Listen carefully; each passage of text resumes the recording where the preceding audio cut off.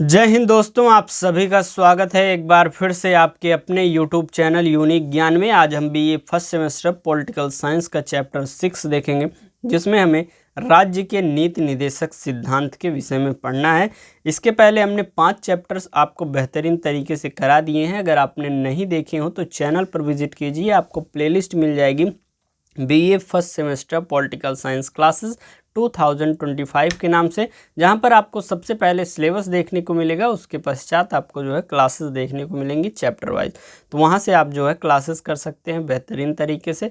कोई भी डाउट हो पूरा लेक्चर देखने के बाद आप कमेंट कर सकते हैं। वीडियो को लाइक और शेयर अवश्य किया करिए। और कोई भी अन्य विषय का आपको जो है क्लासेस चाहिए, सब्जेक्ट वाइज चैप्टर वाइज जो है चाहिए, तो आप वह कमेंट में हमें बता सकते हैं। बाकी आपके लिए जो है टेलीग्राम चैनल बनाया गया है, जहां पर आपको आपकी यूनिवर्सिटी से रिलेटेड जो भी नोटिफिकेशंस आते हैं कि रिजल्ट कब आएंगे, टाइम टेबल कब आएगा, और उसके बाद फिर आपका ये स्कॉलरशिप कब ऑनलाइन किया जा रहा है, हर एक चीज़ की लगभग नोटिफिकेशंस वहाँ पर आपको भेज दी जाती हैं। आप वहाँ से देख सकते हैं।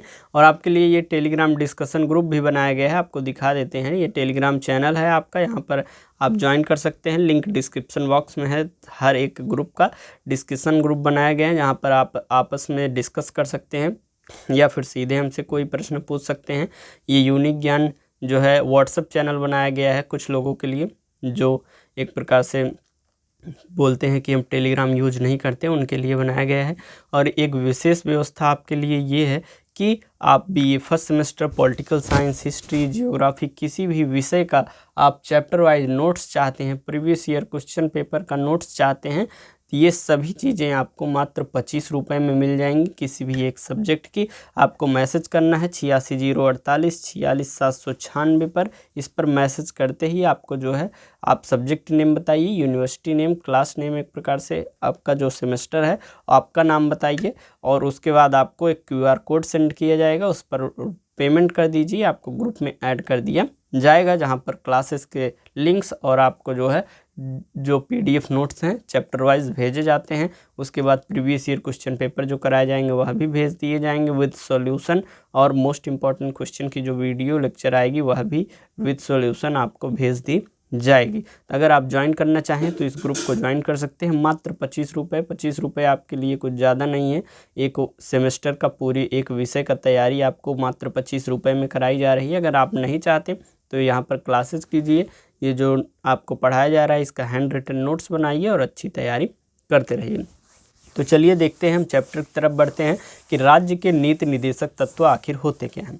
राज्य के नीति निदेशक तत्व जो है संविधान निर्माताओं के द्वारा राज्य को दिए गए वे सकारात्मक निर्देश हैं, जिनका पालन नीति निर्माण के दौरान किया जाना एक प्रकार से जरूरी है। कल्याणकारी राज्य क्या होता है? कल्याणकारी राज्य से तात्पर्य एक ऐसे देश में है जिसमें सरकार जनता के लिए सभी वर्गों, विशेषकर वंचित वर्गों के कल्याण का कार्य करती है। एक प्रकार से सरकार बनती क्यों है?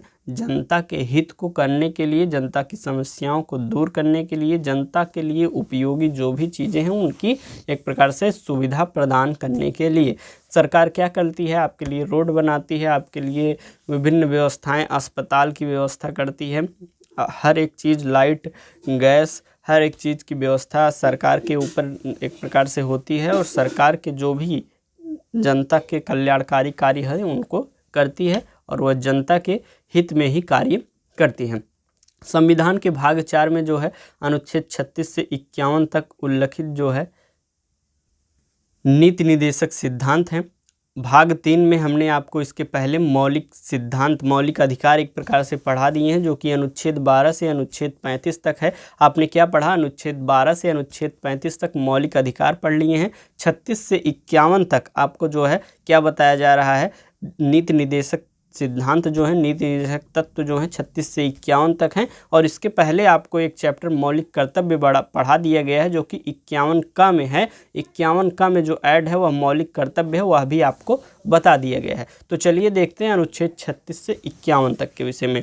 आप यह जान लीजिए कि भाग 3 में हमारा मौलिक अधिकार है, भाग 4 में हमारा जो है वह नीति निदेशक तत्व हैं, नीति निर्देशक सिद्धांत हैं। भाग 4 जो है 36 से 51 तक है और भाग 3 जो है वह 12 से 35 तक है। भाग 3 मौलिक अधिकार है, मूल अधिकार है, उसे एक प्रकार से मैग्ना कार्टा की भी संज्ञा दी गई है। एक एक अनुच्छेद अच्छे से आपको एक्सप्लेन किया गया है कि किस अनुच्छेद में क्या दिया गया है और कितने प्रकार के हमारे मूल अधिकार हैं। अब हम जानेंगे नीति निर्देशक सिद्धांत के विषय में।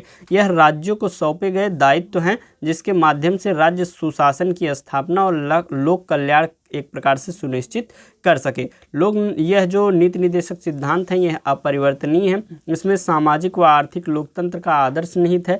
नीति निर्देशक तत्वों का स्वरूप एक प्रकार से सकारात्मक है। इन पर सीमाएं नहीं है, कोई भी एक प्रकार से सीमा नहीं है। नीति निर्देशक तत्वों को लागू करना नैतिकता पर आधारित है व इससे कोई विशेष संरक्षण प्राप्त नहीं है। एक प्रकार से मौलिक अधिकार का हनन होने पर आप सीधे सुप्रीम कोर्ट जा सकते थे, लेकिन नीति निर्देशक तत्वों का एक प्रकार से नहीं प्रयोग करती है सरकार, तो उस पर कोई भी केस या कुछ भी आरोप नहीं लगाया जा सकता है, उसके खिलाफ कोई भी कुछ भी एक प्रकार से केस नहीं किया जा सकता है। अर्थात वह अपने संरक्षण के हिसाब से उसका प्रयोग करेगी कि किस योजना में नीति निर्देशक तत्वों का पालन करना है। यह एक प्रकार से नीति निर्देशक तत्वों को लागू करना किस पर आधारित है, सरकार की नैतिकता पर आधारित है।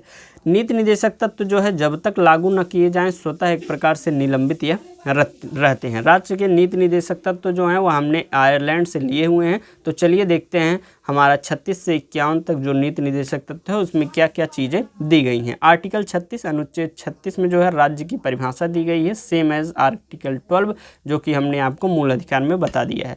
अनुच्छेद 37 आर्टिकल 37 में जो है वह नीति निर्देशक तत्व राज्य के शासन के मूलभूत है, पर न्यायिक रूप से यह बाध्यकारी नहीं है। अर्थात एक प्रकार से बाध्यकारी नहीं है कि सरकार नीति निर्देशक तत्वों का पालन ही करे, लेकिन यह शासन के मूलभूत एक प्रकार से बनाया गया है। 38(1) में क्या दिया गया है, सामाजिक आर्थिक राजनीतिक न्याय से परिपूर्ण व्यवस्था स्थापित की जाएगी। अर्थात ऐसी व्यवस्था स्थापित की जाएगी जो सामाजिक न्याय दे सके, आर्थिक न्याय दे सके और राजनीतिक न्याय, अर्थात तीनों को स्थापित कर सके, ऐसी व्यवस्था जो है वह बनाई जाएगी। 38(2) में क्या दिया गया है, आय प्रतिष्ठा सुविधा एवं अवसर की असमानता को कम करना। एक प्रकार से लोगों की आय जो है, इनकम जो है, उसमें असमानता को कम करना।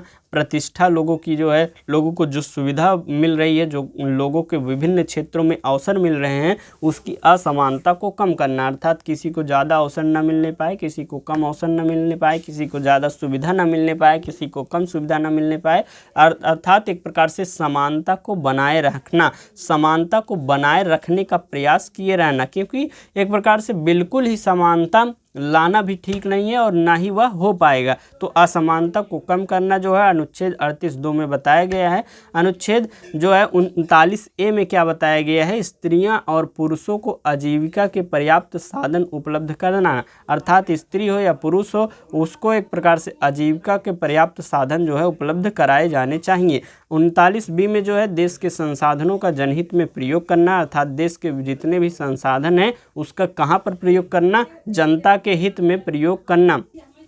आगे देखेंगे हम 39(c) जो है उत्पादन के साधनों का विकेंद्रीकरण करना। विकेंद्रीकरण का अर्थ हमने आपको बताया था कि एक प्रकार से बंटवारा करना, उत्पादन के जितने भी साधन हैं उसका एक प्रकार से विकेंद्रीकरण करना हमारा 39(c) में बताया गया है। 39(d) में जो है स्त्रियों और पुरुषों के लिए समान कार्य के लिए समान वेतन की व्यवस्था करना। अर्थात कोई समान कार्य है, जैसे कि टीचर का पद है, जितना वेतन उसमें पुरुष को मिल रहा है उतना ही वेतन उसमें स्त्री को भी मिलना चाहिए। अर्थात कोई स्त्री पुरुष एक ही कार्य कर रही है तो उसको समान वेतन मिलना चाहिए। 39(e) में क्या बताया गया है, नागरिकों को स्वास्थ्य की रक्षा करना। अर्थात नागरिक के स्वास्थ्य की रक्षा के लिए आपने देखा होगा कि सरकार विभिन्न ग्रामों में, जिलों में जिला अस्पताल खोलती है, डॉक्टर रहते हैं और वह 1-2 रुपये फीस में जो है जांच करते हैं। यहाँ के डॉक्टर, जैसे कि अगर ऊपर वह व्यवस्था सरकार के द्वारा तो कर दी गई है, लेकिन डॉक्टर ही इस समय पर ना आए, अस्पताल ही ना खुले, तो ये सभी किसकी कमी है,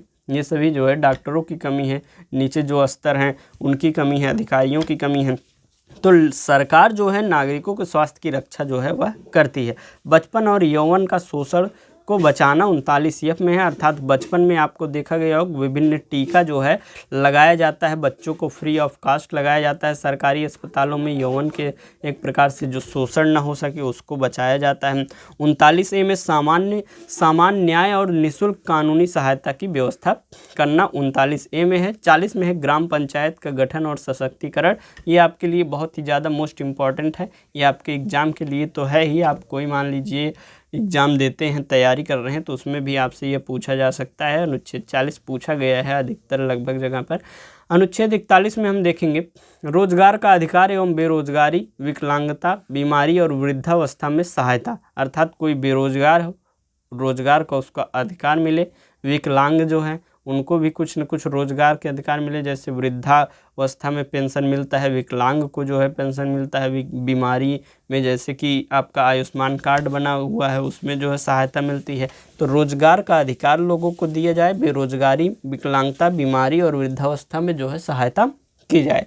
अनुच्छेद 42 कार्य की न्याय संगत एवं मानवोचित दशाएं और महिलाओं के लिए प्रसूति सहायता की व्यवस्था करना, अर्थात कोई भी व्यक्ति हो उसको न्याय संगत कार्य मिले, उसके मानवोचित दशाएं हो, वहाँ पर जैसे कि व्यवस्था हो, किसी कारखाने में कोई व्यक्ति कार्य कर रहा है वहाँ पर विभिन्न व्यवस्थाएं होनी चाहिए, उसके स्वास्थ्य से रिलेटेड, उसके एक प्रकार से हाइजीन से रिलेटेड, मतलब साफ सफाई होनी चाहिए। वहाँ पर कोई भी अगर घटना घटती है तो वहाँ पर जो है स्टाफ होना चाहिए कि जो स्वास्थ्य को देख सके, किसी को चोट लगे तो उसकी वह जो है मरहम पट्टी कर सके। तो ये सभी व्यवस्थाएं जो हैं मानवोचित दशाएं होनी चाहिए। और महिलाओं की प्रसूति सहायता, अर्थात जब महिलाएं प्रेग्नेंट होती हैं तो उनको विभिन्न प्रकार की जो है सहायताएं सरकार के द्वारा तो दी ही जाती हैं।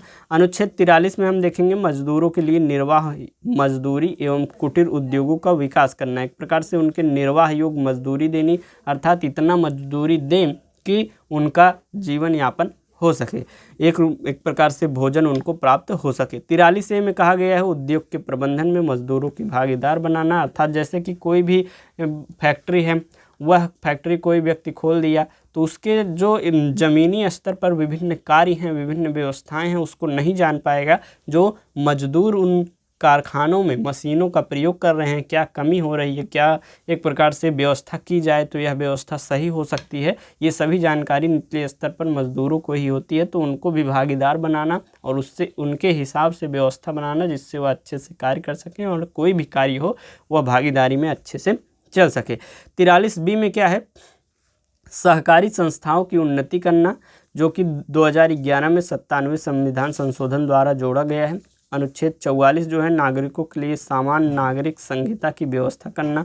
अनुच्छेद 45 जो है 6 वर्ष से कम आयु के बच्चों की बाल्यावस्था देखरेख और शिक्षा का प्रबंध करना। अनुच्छेद 46 जो है अनुसूचित जाति एवं जनजाति और अन्य दुर्बल वर्ग के शैक्षिक एवं आर्थिक हितों को आगे बढ़ाना। अनुच्छेद 47 में आपके है लोक स्वास्थ्य और पोषाहार में सुधार एवं शराब तथा अन्य मादक पदार्थों को उत्पादन एवं बिक्री पर रोक लगाना, एक प्रकार से जो लोगों के स्वास्थ्य है उसका ध्यान देना, लोगों को पोषाहार देना और शराब को बंद करवाना, मादक पदार्थ जो है उनकी अधिक से अधिक बिक्री और उत्पादन को एक प्रकार से उस पर रोक लगाना। ये देखिए आपके नीति निर्देशक तत्व का बहुत अच्छा एग्जाम्पल है कि नीति निर्देशक तत्व जो हैं वह सरकार के लिए है, लेकिन सरकार उसको करे यह एक प्रकार से ज़रूरी नहीं है, उस पर कोई प्रतिबंध नहीं है।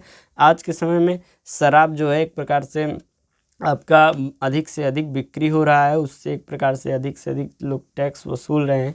आगे हम देखेंगे अनुच्छेद 48 जो है कृषि एवं पशुपालन का विकास तथा गाय एवं अन्य दुधारू पशुओं के वध का निषेध।